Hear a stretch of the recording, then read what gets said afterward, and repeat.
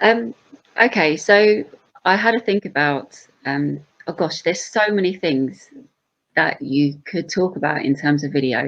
And so I'm kind of narrowing it down to general video content, whether it's made professionally or it's something that you do yourself. I think one of the first mistakes that newcomers to video make is trying to squeeze too much into that one video.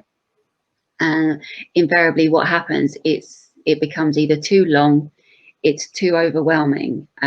So, for example, let's say you are running a business that provides a service. Let's say you are a printer and you print all sorts of materials on all sorts of materials, and you want to make your first video, and you basically turn that video into a catalog, and it's just not it's it can serve a purpose, but it is not going to light up social media. It's not going to be something that people get excited about.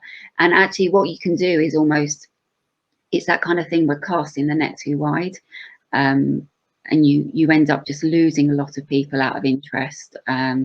So my suggestion is whether you go, professionally, or you're doing it yourself, think about it like you're running adverts in a magazine.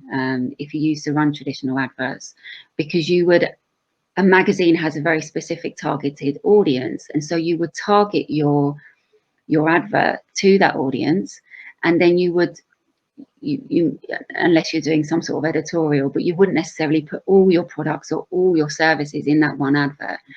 You'd give them a taster, a kind of a teaser to get them interested in your company. And also what you would do is you would not just post one advert.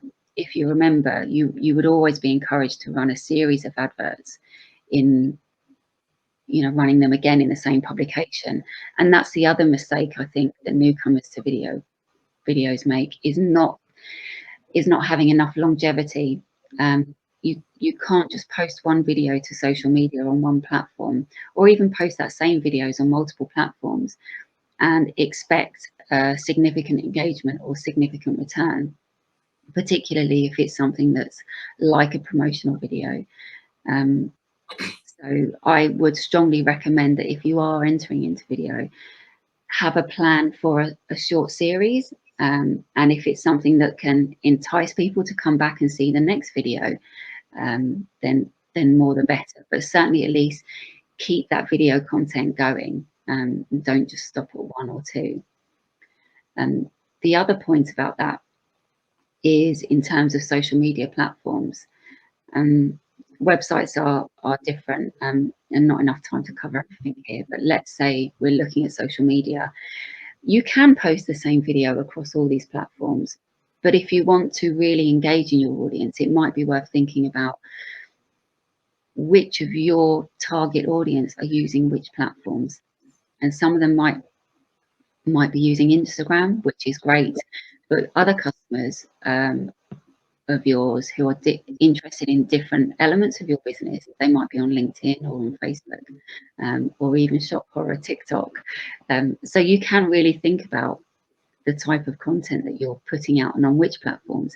And if you don't have a Scooby what I'm going on about, then you need to speak to some very, very capable social media experts that we have here in Northampton, and they can kind of demystify it for you, because it's not that complicated, but it's just getting an idea of where your audience is and how you're going to reach them.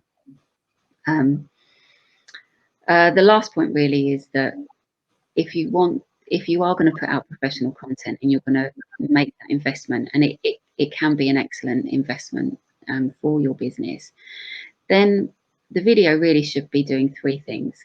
It should be explaining something, it should be entertaining them while they're doing it, and then it should be persuading them to do something. So that's my little tip for you today.